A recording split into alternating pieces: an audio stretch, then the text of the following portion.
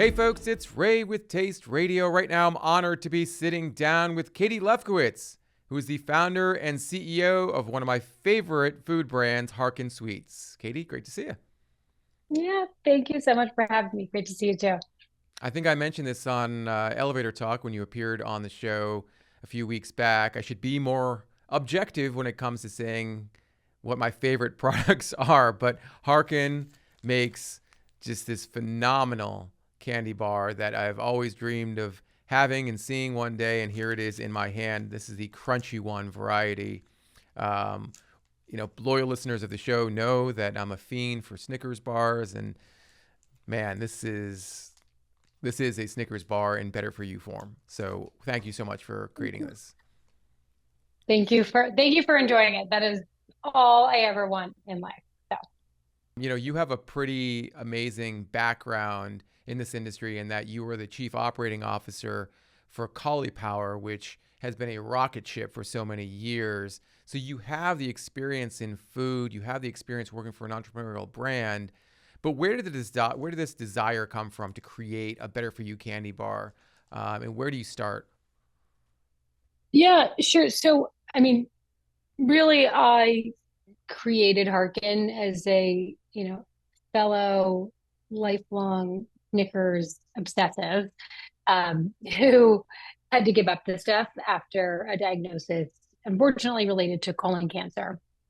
Um, So as you can imagine, this really turned my life upside down and put gut health at the forefront.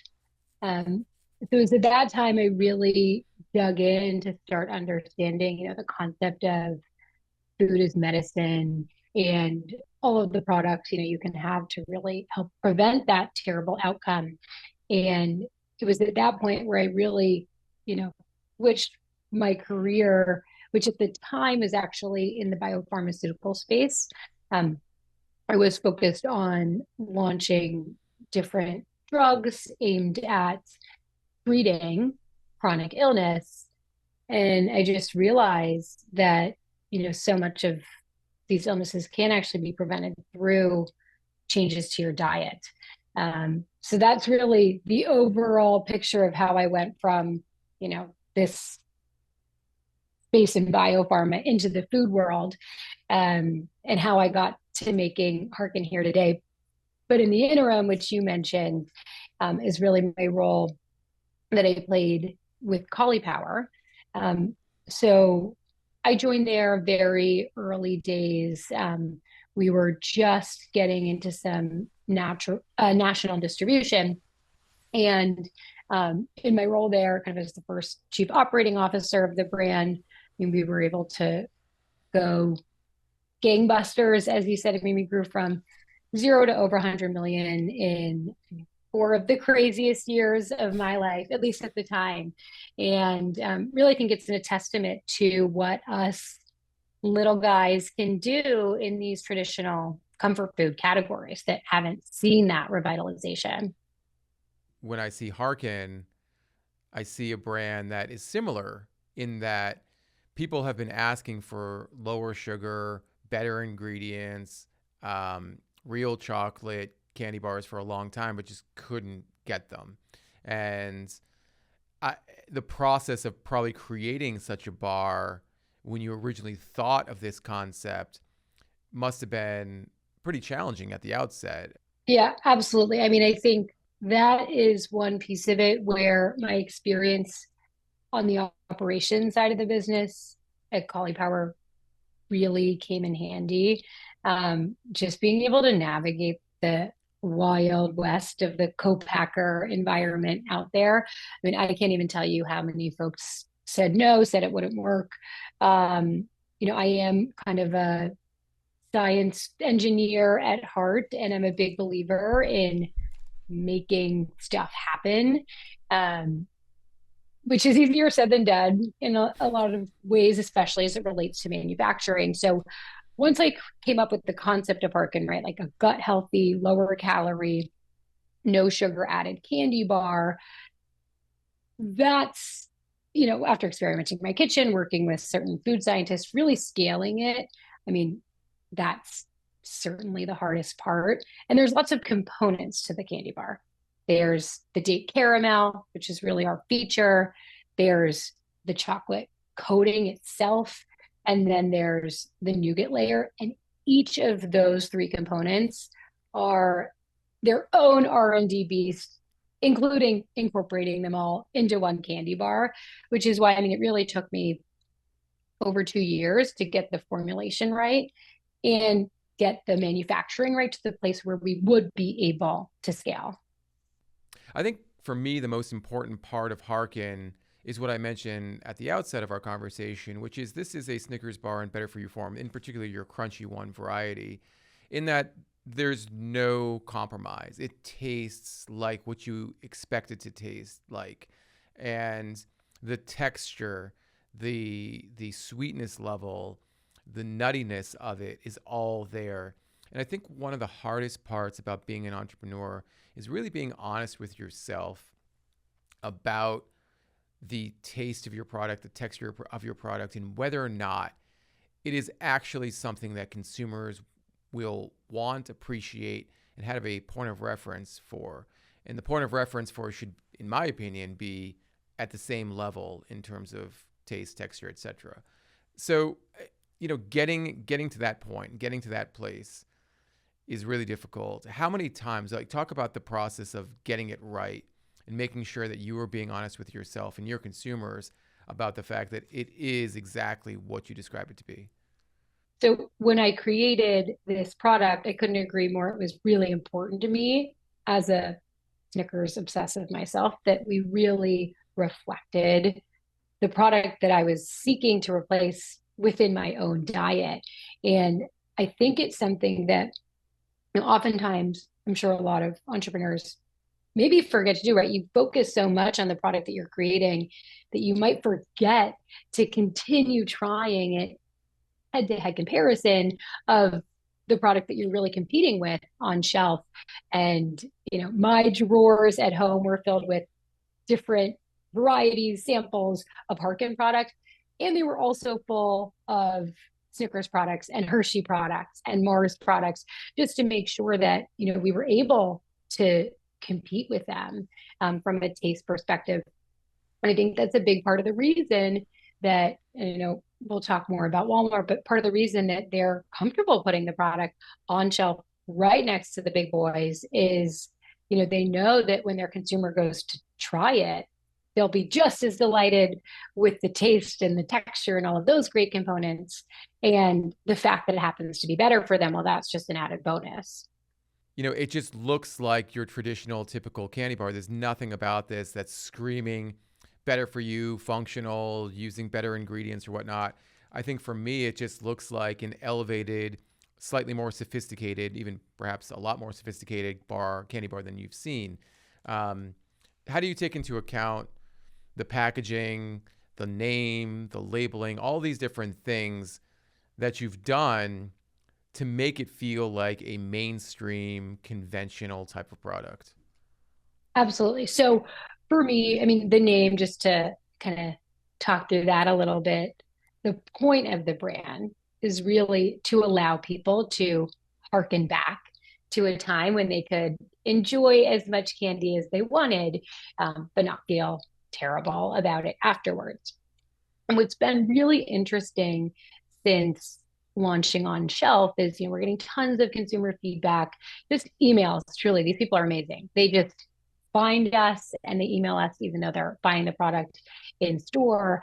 And they say just that. They say, I picked this up because it looked like it tastes good. It looked interesting to me. It looked nostalgic. And then I ate it. And then I looked at the nutritionals and said, huh, that's actually really good for me. And I was having this as sort of my cheat day candy bar. But once I flipped over the package, it turns out I can actually have these every day. And hey, that's something you only really learn when you have the product on shelf. But that hierarchy, if you will, where taste comes first, was really important to me in designing the packaging. And so far, it's been resonating really well with our customer base. Did you think about who your retailers would be or who the retailers you were going to go after when designing the package. I think a lot of people, founders, early stage founders, just automatically defer to the natural channel and say Whole Foods or specialty channels, and don't really think about that big mainstream opportunity until a few years down the line. Were you thinking about that big opportunity and going after a Walmart early on?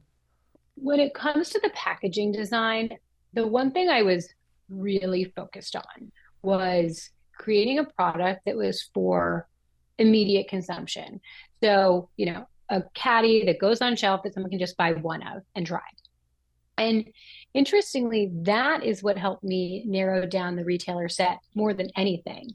And if you look at where product is sold at impulse at the checkout, Walmart does more of that than anybody else. And that's really where I saw us, being able to achieve this dream of providing folks a better option than what's out there. And so in focusing on Walmart as obviously the biggest retailer in the country, it really enabled our merchandising to match our packaging, which to me was the perfect blend of what I was hoping for in launching Harken. So were you still looking at, all the opportunities that might be available to Harken, or again, was this, hey, let me look at where I can have the biggest impact with the brand at the earliest point of its development? So I certainly have had conversations with the big natural retailers as well, and hopefully we'll have some good news there soon as well. But I think a lot of early stage entrepreneurs will maybe avoid Walmart or avoid those big retailers. And at least in my experience with Harken and with Caulipower, I should say as well. We had a really big presence in Walmart earlier on than I think your typical company is. If your buyer in that category understands your product and your brand and your story, amazing things can happen. And I will say, when I went down to Bentonville to pitch the buyer at the time, a woman named Jenny and her assistant, Melanie, they understood it right off the bat. And to me, that's one of the most important pieces, right? Just the corporate strategy align with what you're trying to do. Because if you're fighting against those sorts of headwinds throughout, I think you'll have a lot harder time executing. Yeah, let's unpack that buyer meeting a bit. First, how do you get a buyer meeting with Walmart, especially as a founder who has been working on their brand for a couple of years and it only recently launched? And how do you prepare for that meeting? Yeah, that's a great question. So, in order to get the meeting, to be totally honest with you, I still don't know exactly which connection of the dots landed it. But I have spoken to tons of people in Walmart, like anybody that I've had connections to. Specifically, a woman named Andrea Albright has been a great mentor. To Harken from the very early days. And really, it's about like finding people that you have connections with to get in front of these folks. And what I will say is preparing for that meeting, months really, just getting all of the numbers right, making sure that the product I'm presenting to them, I know that I'm able to really scale, because when you launch with them, it can be huge. And really to that point, kind of a crazy story. I went down there truly like on a lark. I did not know how things would end up. We were still such early days that didn't know what to expect. And so I went there kind of thinking, oh, hopefully I'll be able to get a handful of doors to do a test in. And I start, telling them the whole Harken story. You could tell they really understood it, like I said, right off the bat.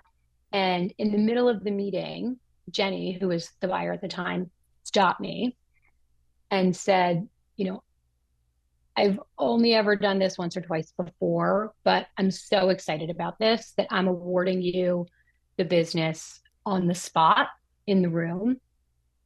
And I want you to be in 2,700 doors, which, I nearly fell out of my chair. I was so excited and ecstatic about. And again, a way higher store count than I could have ever dreamed of. But it really spoke to how excited they are about this product opportunity and just how empowered their buyers really are. I think it speaks volumes to what Walmart is doing. Since that meeting, we have a new buyer. Her name is Callie, who actually she worked very closely with the Caulipower brand as her role with her role in frozen pizza. And she too, I mean, these buyers are really empowered to own their sets in a way that's unlike, honestly, what I've seen in a lot of other retailers. So she was able to get Harkin in before a category reset. Is that what I'm hearing? She was able to tell me in the room that we were accepted so that we had the time to get everything set up. Whereas most brands wouldn't find out until maybe weeks, months after the meeting. By her giving us the go ahead in the room, we were able to get set up with, all of their back end systems to make sure that we could meet the very heavy demand that was coming out of that. That's really helpful, and I want to talk about that in a sec. I want to go back to your preparation. You said you've been preparing for months. I, when did you first know about the meeting, and then what are some specifics that you felt like would really impress the buyer, and what are some of the things that you were kind of surprised by in the meeting, aside from being awarded the stores on the spot? What are some of the things that kind of surprised you in the meeting? Yeah, I mean, in terms of the preparation, like I said, I mean, so much just like research going into really understanding their consumer and how they operate.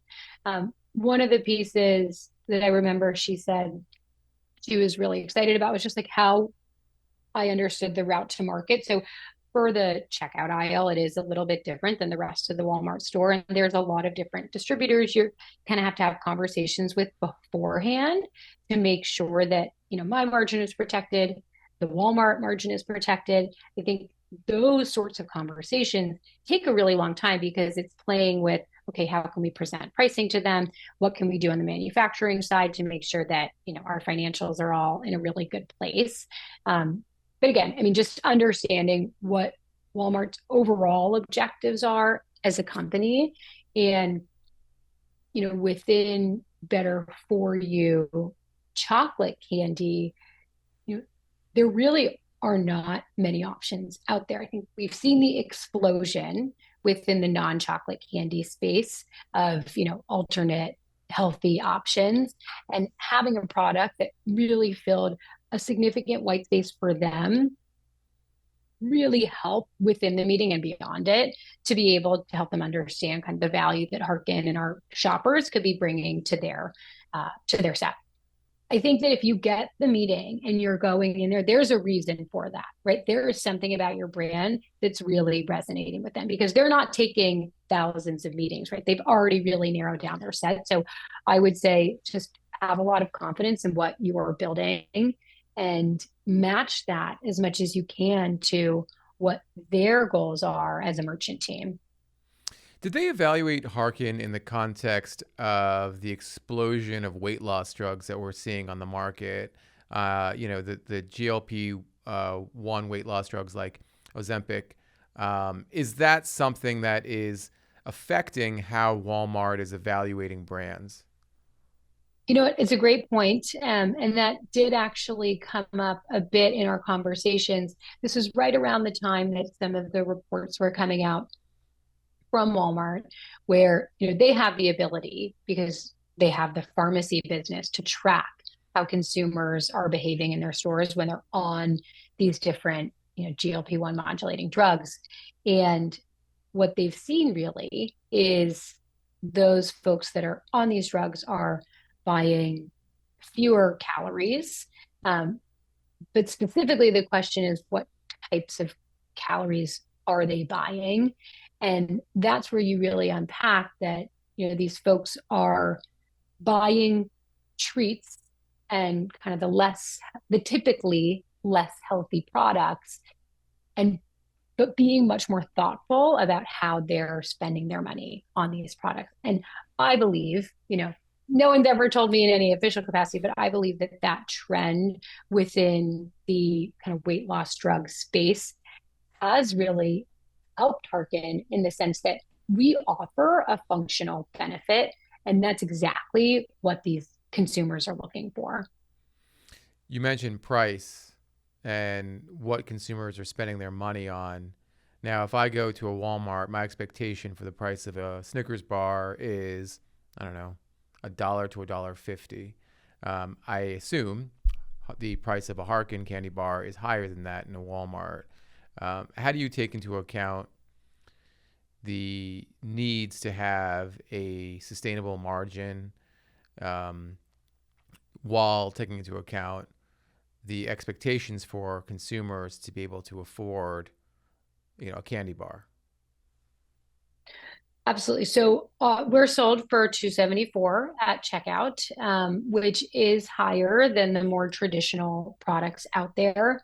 But I think what's interesting about it is our premium, our functional premium, only really comes down to somewhere between 10 and 15%. Um, there's a 10 to 15% premium on the functional benefit and the ingredients that we provide, which to date, since we've seen the data, on shelves, has not been a big challenge for these customers. And I think it comes down to they're buying they're buying less frequently. So if they're buying less frequently, they have a little bit more money, right, to spend on that treat than maybe they did on a per use basis before. Earlier, you said there's a lot of demand happening at Walmart stores. You're in 3,500 Walmart stores, according to your LinkedIn post from a couple of weeks ago. Um, Yes. I think And I'd I be should free. say it increased. It did increase quite a bit since that meeting all those months Yes, ago in Bentonville, just to square that there. which is even better news. I think after that meeting, I might be extremely happy, but also kind of freaking out because if I find out I'm going to be in 2,700 or 3,500 Walmart stores and know that I have to supply those stores and um, market in those stores to make sure people know what the product is, why they're paying a certain price, what's different about the product, do all these different things, demos. There's a lot involved. Uh, on a positive note, it might be easier to talk to an investor and say, hey, you should invest in this brand so we can ramp up production to fill all these stores and do all the things we need to do to be successful in Walmart. But again, once you got the yes, how did you go about saying, okay, here's what we're going to need for production, here's how we're going to support the products and the brand in store? Talk about that process. Yeah, I mean, a very big undertaking. I think this is that was one of the moments where, again, I felt very fortunate to have had the experience that I did with Caulipower because that kind of overnight ramping of, things from production to marketing is something that I at least had that background in. So immediately just focusing on making sure we can make this product at the level of scale that we need and you know having the confidence at that point to really be placing these large purchase orders with some of the different suppliers that we needed to in the space.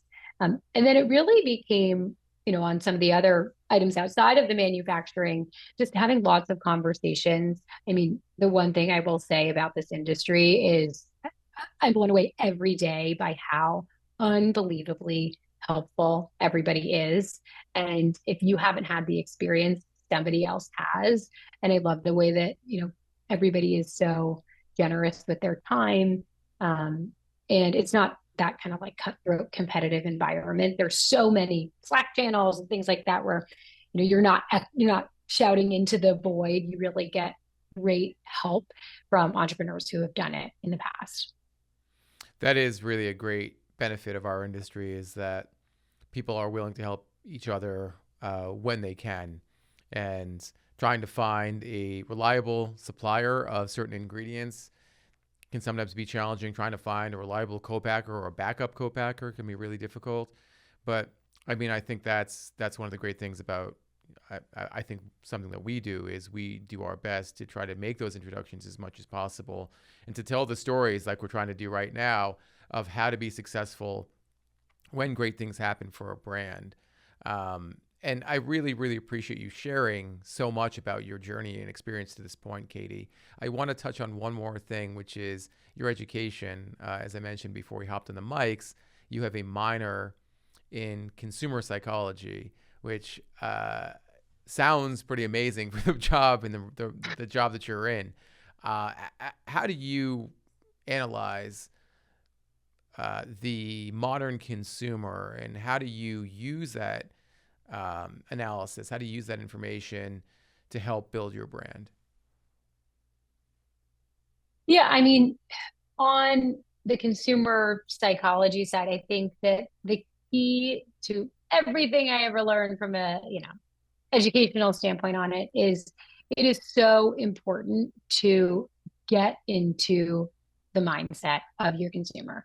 That means, following what they follow, walking the store like they would walk the store, and really just living their day-to-day decision making as much as possible.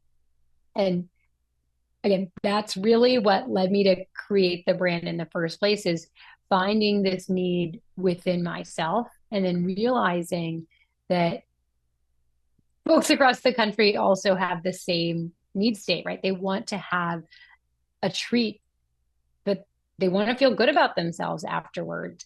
And having those connection points with your consumer is just so important. It's not necessarily just about blasting everything on Instagram and TikTok, right? It's about really connecting. I mean, to this day, I answer every DM, every email that comes in to Harken on any of our channels. And the reason for that is to have those connection points. And the feedback that I get from folks because I do that is worth its weight in gold. I will never give that up because there's no better way to really understand the psychology of, what people are up against every day.